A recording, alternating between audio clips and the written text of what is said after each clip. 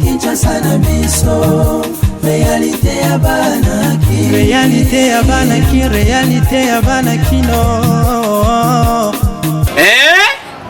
Buyukite bukuyoka kaka Kinshasa na biso kin eleki partout KNB Kinshasa na biso kin eleki partout Kinshasa eleki partout mikolo neza bino pardon Jima sala yolo karatakate ya on a bien yo Jima mukende umela KNB kin eleki partout rien à dire toi na terre envié parce que kin eleki partout et losako liboso ambongo mosanto azate Céline Don Kardasha isongolo bisous bye bana kin ke bana jako zape so kuta nango KNB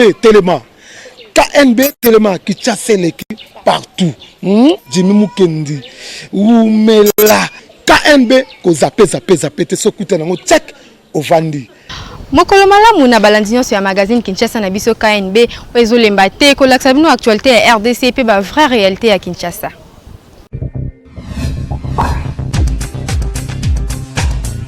On doit mettre sur pied un état de droit. Au nom du Père. Et dans un état de droit, il y a une justice indépendante. Du Fils. Et du peuple. Ce n'est pas pour rien qu'on fait des constitutions. Nous l'avons promis. Pourquoi Mboké débat? Parce que ceux qui arrivent et qui sont censés prêcher par l'exemple, eux prêchent par le mauvais exemple. Nous l'avons défendu. Un état de droit, c'est celui où tout le monde respecte la loi. Soit Mokonzi a bandi pour détourner bandi bako. Mais toi tu crois que au balandi wana bosani. Ba olanda peko. Nous y avons cru. Mais ce que Mokonzi a lobby abi bon likambo ko pona au salango yo oza mwana mai nanga c'est vrai totanga kana yo tu vas en prison. Nous y voilà. État de droit. Proposition et loi sur la création et agence nationale et lutte contre la corruption et Zala qui déclaré recevable en Assemblée nationale. Commentaire Yanatan Siata. Proposition il y a loi organique portant création organique et fonctionnement il y a agence nationale il y a lutte contre la corruption et Zala qui recevable na plénière ya lobby jeudi 14 mai 2020 na Assemblée nationale. Batinda ki yango na commission politique, administrative et juridique PAJ ya chambre basse ya parlement. Texte yango ezala ki proposé na député Henri Thomas Lokondo. Pe commission ezana 7 jours pour approfondir réflexion sur base ya proposition initiale. Avec 68 articles na yango, texte wana et provoka ki débat moko monene. Oyo au moins 18 députés baleka qui n'a pas choix pour kolobela yango. Selon dernier rapport sur ba indice oyo ezali kokende na sens ya corruption na mokili mobimba, République démocratique du Congo azali na score ya 18 sur 100. Congo Kinshasa ezali classé 168e sur 180 pays oyo corruption et fandisa misisa. Na yango tokanisi ete loi oyo ekosimba agence oyo salema pona ko soutenir état de droit oyo mokonzi ya mboka Félix Antoine Tshisekedi azali ko prôner pe misala na yango ekomi ko mona na déjà tozo talela tozo zimeli Kinshasa et l'équipe partout. Situation sécuritaire na province ya Ituri, député André Warom a dénoncé indignation et à gouvernement central face aux violences aux ravagé territoire ya Djouguna Mahagi. Commentaire ya Nathan Siata. Député provincial André Warom a exprimé jeudi oyo indignation nae face na ba violence perpétrée na ba milicien ya Kadeko na territoire ya Djouguna Mahagi. Élu ya Mahagi a dénoncé oyo azo qualifié na indifférence ya gouvernement central face na ba tuerie pe ba dégâts causés na ba violence oyo pe a se réserver na ko constater complicité moko. André Warom a lobby que basenga na gouvernement central à tenir compte de la situation sécuritaire na province ya Ituri. Kasi ba solution ezozela makaka. Bazomituna, ce qui province ya Ituri, ezo figuré parmi la province ya République démocratique du Congo, toté. Po eza inacceptable ko continuer ko supporter ba mystère oyo, abakisi que baza indigné na indifférence ya gouvernement central na traitement ya ba dossier sécuritaire, pe bazo risquer mukolo mususu, bazwa yango lokola complice po trop c'est trop, population na bango bazo kufa innocemment. Ba milicien actif depuis fin 2017 na territoire ya Djougou, ba multiplié ba jour oyo ba attaque na territoire ya Mahagi. Situation oyo ezalaki à la base ya journée tendue jeudi, ba jeunes ebele bazalaki en colère pe ba barricadeur RN27 précisément na axe routier Anji Dabunya. Ba empêchaki trafic nyonso pe fonctionnement ya ba service douanier na Mahagi. À travers les dernières attaques, il y a des miliciens, député André Warom amoni ango sabotage ya mission ya ba institution locale oyo ezali conduite na Mahagi na cadre ya koluka kimia. Député André abakisi lisusu eza juste sabotage envers ba autorité compétente oyo délégation eza composée na ba membre ya gouvernement provincial na ya assemblée provinciale pour na mission ya consultation ya ba différentes couches sociales pour na rétablissement ya kimia na territoire ya Mahagi en particulier pe na province ya Ituri en général. Pour rappel, jeudi, société civile ya Ituri apesaki bilan moko lourd ya activisme ya ba milicien. Balobi plus ou moins 600 personnes bakufi, 2000 villages na ba centre ya négoce ezali incendié, pe plus de 3 millions de déplacés baza na ba différents territoires ya Ituri depuis début ya mois de mai en cours.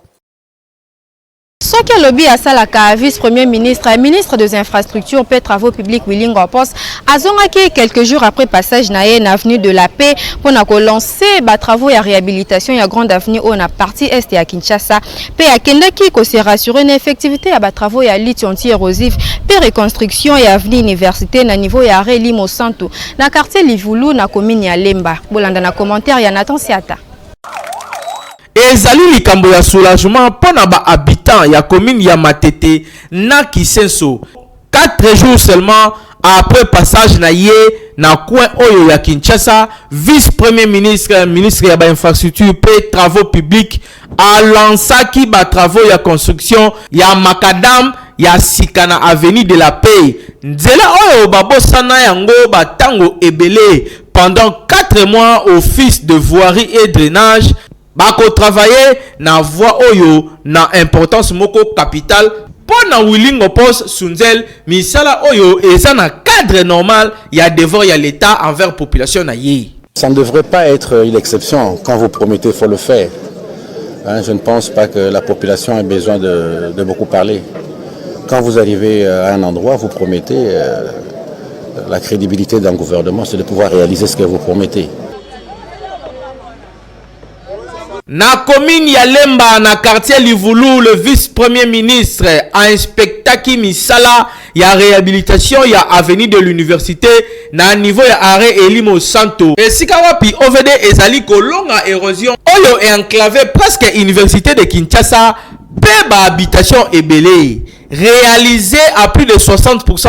Ba travaux ezo consisté jusque là na construction ya collecteur moko ya mai na ba rechargement ya voie avant pause ya enrobé pena construction ya badalo pour na ko protéger collecteur ba riverain victime ya érosion oyo ba profiter na passage ya Willy Ngopos pour na ko exprimer pasi oyo bazali nango pour na situation oyo ata soki ba construction anarchique eza en grande partie na cause ya catastrophe oyo. Je comprends que Kinshasa par moment les logements est difficile. Mais c'est vrai, mais il ne faut pas aller mettre de l'argent n'importe où.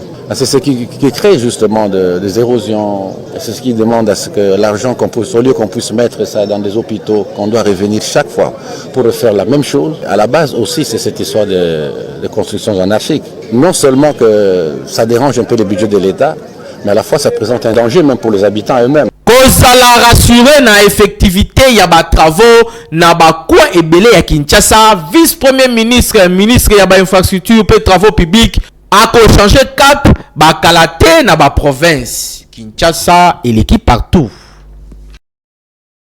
contrat ya Semlex société ya production ya ba passeport congolais na RDC et cause la liste sous terre est conduit na mois de juin comme prévu suite ya corruption et à blanchiment d'argent. Kasongo Mwema, porte-parole ya chef de l'État Félix Tshisekedi, a indiqué vendredi 15 mai à Lelo que RDC est renouvelé contrat na yena société Semlex T pour la production ya passeport. A lobby que contrat ya Semlex pour na passeport congolais et cause la reconduite na juin prochain ndenge ezalaki prévu. Position ya RDC ezalaki clairement affirmée par madame la ministre d'État, ministre des Affaires étrangères Marie Tumbanzieza.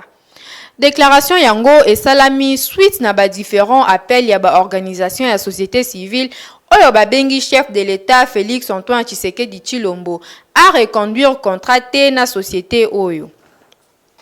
Selon l'organisation, notamment FIDH, passeport congolais ESA évalué na primoko excessif ya $185. Pelisusu ba dénoncé ba magui na attribution ya marché na société Semlex. Ba compatriotes congolais oyo bakangami na Turquie basengi na gouvernement congolais ezongisa bango na mboka na bango bolanda na image oyo. Mama ministre toye kosenga pa na yo mama Tumba. To senge pa na yo mama na biso yo kela biso mawa lobela po na biso vraiment baninga bazalaki déjà na kuna na Dubai esi batiki ba meni bango na Congo na biso siko biso batatirki to tikali kaka boye eloko moko te tozoka susu ba ekote mais to yokaki déjà que semaine passée to yokaki déjà que bazo ko sala fo biso pe to kende to sepelaki déjà. Mais jusqu'à présent, tous autres sous suite à ta mon côté. Tu vas dire en confinement, donc tu as confiné à Wayango, tu as lati pour éviter qu'un maladie. Donc bon ça là tout le monde na mboka oyo. Donc moyenté, batu musu baza bazo bela. Bazobela bamusu baza ba diabétique bazali abatu ya tension bazali awa. Tozo banga okenda ba hôpital ngo po okenda kuna bakako bambela oke oza malade. Yango to vani kana banda kuboye. Vraiment mama to sengi yo. Oza mama moboti. Oza mama ya libala. Donc yo kena biso beto yaka akaka konluka to bakisa kaka quelque chose na bandako. Soko ko yo kena biso o plaider pe pour la biso kuna na gouvernement basalisa biso tozonga na bandako na biso. Tiki mibali. Yo kela biso mama na biso. Yo kela biso to leleli yo mama. Totiki bana, totiki mibali. Biso toza na condition lisusu te, toza na eloko te. Papa ambassadeur apesa biso ka basoso moko. Soso moko ekosala biso nini mama. Tala kutu valise yango kutu eza déjà libanda. Toa desika ya kotia yango te mama. Lobela biso kuna mama Tumba, oza na bana, oza na famille. Est-ce que c'est matin libanda ozala kaka boye mama na biso toye pembeni na yo. Bosunga biso tozonga mboka. Mama Thérèse Tumba, ngai naza mwana na yo. Ndenge ozomona nga boye. Natiki Kinshasa na yaki ali koluka. Pona tozwa mbongo tokende koteka biloko ne tonesala koteka na Kinshasa. Toye tokangami awa. Tokozonga ti mukolo nini natiki pena mwana na ngai ne tozomona ngabo natiki mwana na ngai na mobali na ngai natiki ekolo na Kinshasa ngai nde mnalukaka to complétaka na mobali kala ndenge ezalaka une femme sage bâtie sa maison. Si quand tu reconnais mon colonie jusqu'à présent, tu as la cité, tu kangami, tu as bloqué. Nous avons une solution 2 mois yango. Si quand ceux qui voient que mutu akufi awana ba auto kangami, des solutions comme nana. Maman Tumba. Ota la vidéo, tu as une solution et kozwama.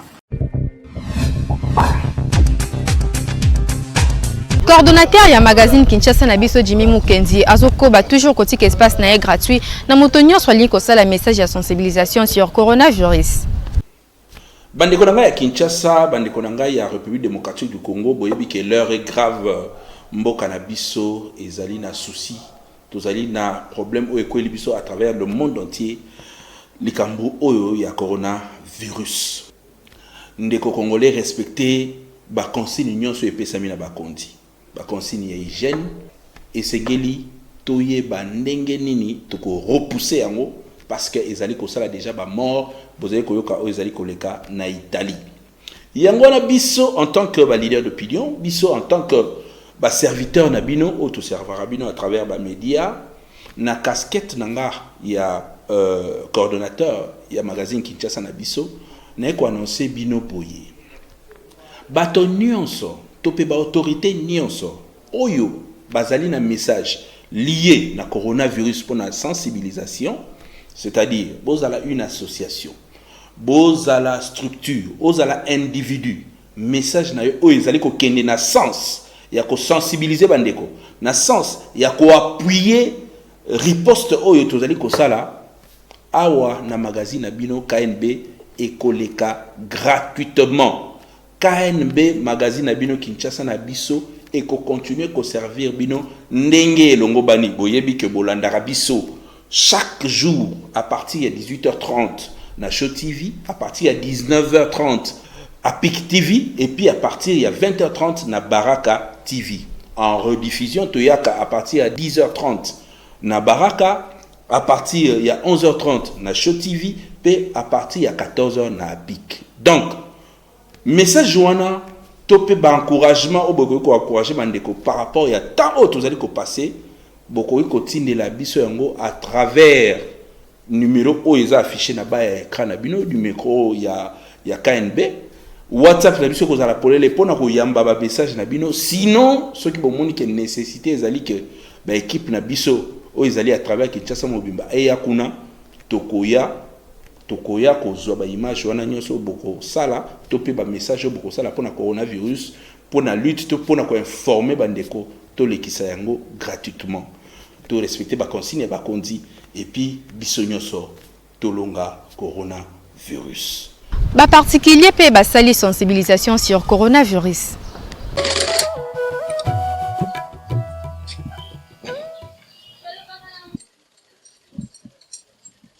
Elisa tonga.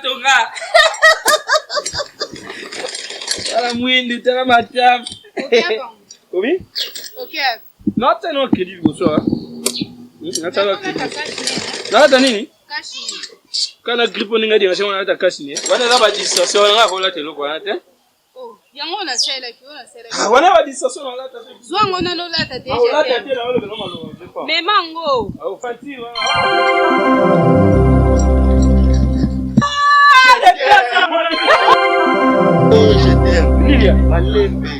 Malemeni. Yeah, na mono kala ça fait un mois na mona ka ote. Na mono le yambe ta mon frère.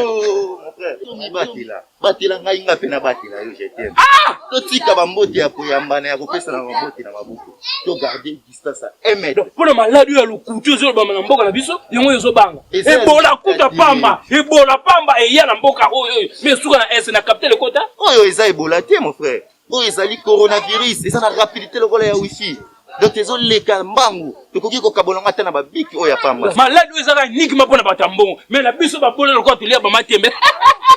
Malade zo za biso te. Osoka nga mwana ezali bongo te mwana. Moninga na azali koloba malamu. Yoka oyo moninga na azali koloba po euti na maloba ya mokonzi ya mboka. Nde apesi biso mitindo oyo to ba komi batela. Pote malade oyo epanzana na biso na mboka mobimba te esilisa biso te. Eponi ekolo te. Eponi mbula te. Nga naza na 60 ans. Ezali malade ya batu nyonso. Bana mike. Foko mi batela. Eponi loposo te. Euti kuna na musika kuna. Yango ekomi na mboka na biso. Donc to mi batela. Biloko balobi to simba moko mutu moko pona mutu moko to batela yango. Surtout ko sukola maboko l'air nyonso.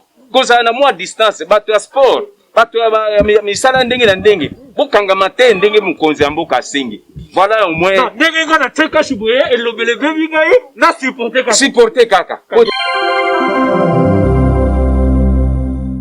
Yetali kaka ba papa te na biso bato mumbungu. To mibati na biso nyoto bolata ka bakati yango. Biso ba mama tozwa charge na biso ya kobomba bana. Surtout biso mama otovandi na cité. Totika bana teke basakanaka esika attroupement ezali. To batela bana malamu à chaque fois ko sokola ka ba maboko pona ko éviter maladie et ya na kati ya ndako. Lelo na Congo na baninga. Elise. Fosela nga kashi ne moko. na tamboli na zwi ba conseil ebele pa bato fuko yoka maloba ba konza mboka fuko mibatela vieza moko osela nkashi ne moko lobi ngai na kobima kozanga koyoka ba conseil ekobomisa ngai sela kama moko olawe. Bolanda évolution ya coronavirus na commentaire ya Nathan Siata. Depuis le début de l'épidémie déclarée le 10 mars 2020, le lot de contamination est commis à 1299. Total y a décès est commis à 51. P212 personnes de Babiki. 392 cas suspects en cours d'investigation. 56 nouveaux cas confirmés dans la ville de Kinshasa. 55 nouvelles personnes de Babiki. Oh, les record depuis pandémie et banane en Bokanabiso. Nan nous nombre de guéris et la boité. 979 patients en bonne évolution, 310 échantillons des alaki testés depuis le 13 mai 2020. Cette province est allée touchée, Kinshasa avec 1218 cas, Congo central avec 55 cas, Okatanga avec 10 cas, Nord Kivu 8 cas, Sud Kivu 4 cas, Pekwilu 1 cas. Secrétaire technique, il y a comité multisectoriel, il y a riposte contre Covid-19. Le professeur Jean-Jacques Mouyembe a yambaki na séance de travail jeudi oyo 14 mai 2020. Délégation il y a expert chinois oyo bautaki na mboka Chine. Awa na Kinshasa na amphithéâtre il y a Institut national de recherche biomédicale INRB. Na kati ya masolo na bango ezalaki mingi partage ya ba expérience na lutte contre pandémie oyo. Docteur Jean-Jacques Mouyembe atali saki na bandeko na ye ya ba chinois tableau ya Covid-19 ndenge ezali ko se présenter na République démocratique du Congo depuis origine ya transmission tina répartition ya ba cas confirmé. Amartelaki sur lutte oyo ezali mené na ba province oyo eza touché na virus pe préparation ya riposte na ba province oyo ezali nanu touché te. Côté na bango pe moko ya ba médecin chinois alobelaki na bolai nyoso sur expérience na bango comment ba gérer situation sanitaire na Chine oyo epesaki bango ba résultat oyo ezali très remarquable na mboka na bango. Ba chinois oyo ba exoctaki ba médecin congolais ya ko garder espoir pour selon bango lutte oyo ezali combat ya batu nyoso. Donc esengeli ko sangisa ba effort na kosilisa pandémie oyo na mokili mobimba. Ba échange oyo esukaki na visite ya ba expert chinois na nouveau laboratoire ya INRB. Na yango ndeko ya Kinshasa yoka continuer kosalela ba geste barrière po maladie ezali na mboka na biso pe ezali koboma. Alors mi batela pe batela bandeko mosusu potolonga ensemble pandémie oyo na mboka na biso. Kinshasa eleki partout.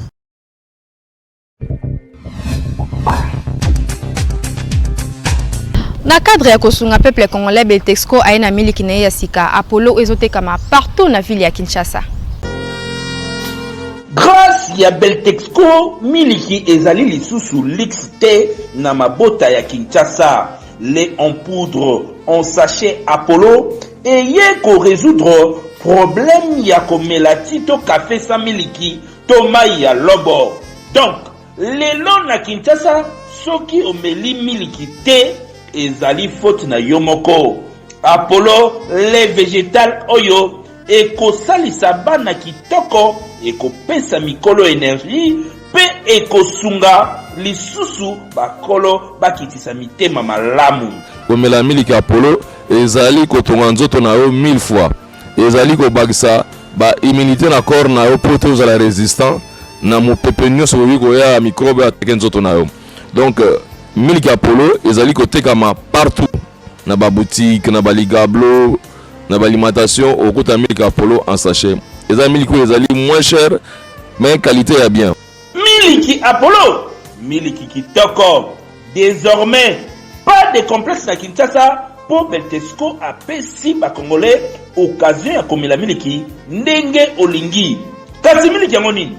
Apollo kitoko makasi.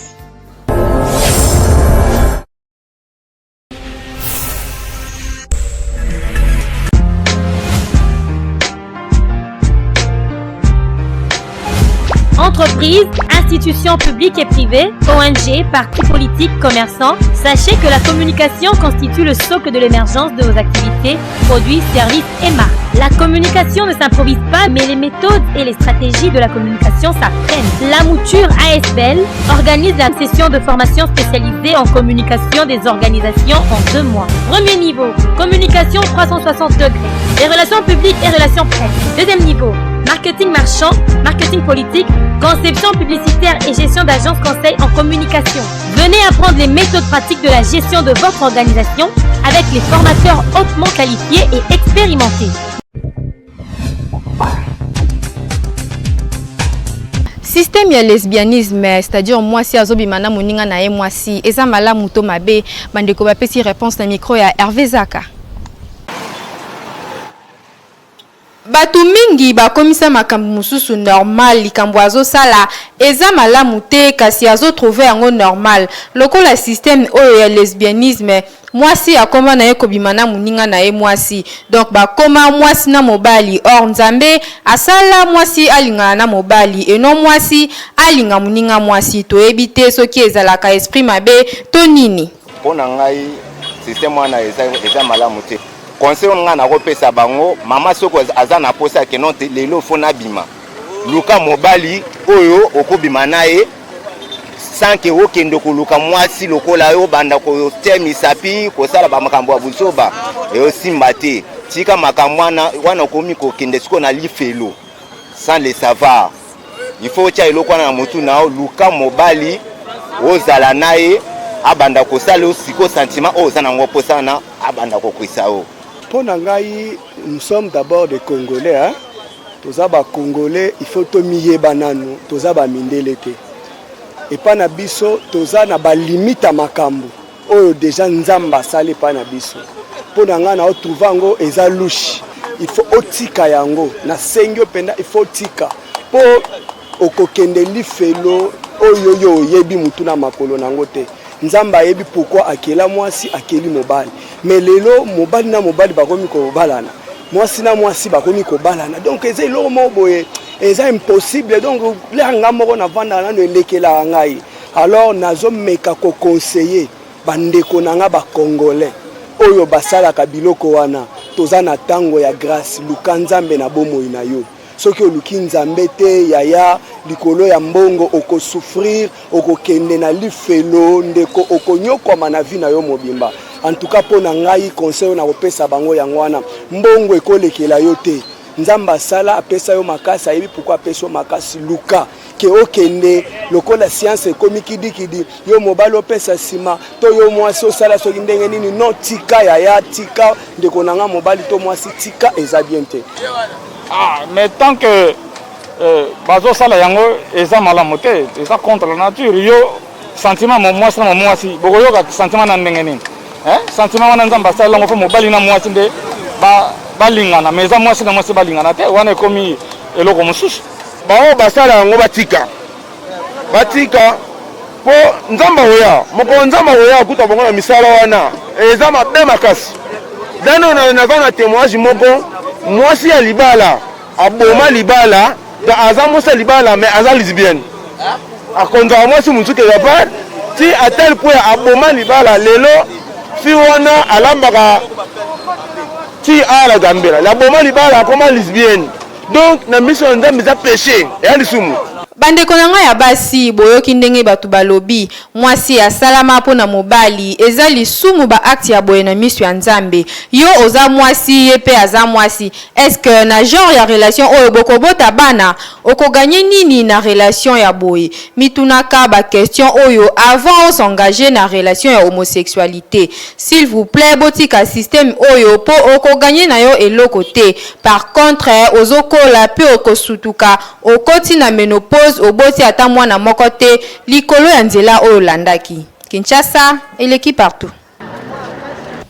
Merci Nabino bozalaki tellement ebele pour na kolana magazine Kinshasa na biso édition ya mokolo lelo komi na yango na suka soki bosepelaki na yango tika topesa merci na équipe rédactionnelle mobimba ya KNB Hervé Zaka double pour moi Zaki sima ya caméra na ton cette na réalisation pe na coordination ya Jimmy Mukenzi kasi bobo sanakate ko s'abonner massivement na chaîne YouTube Kinshasa na biso Kinshasa yo eleki partout.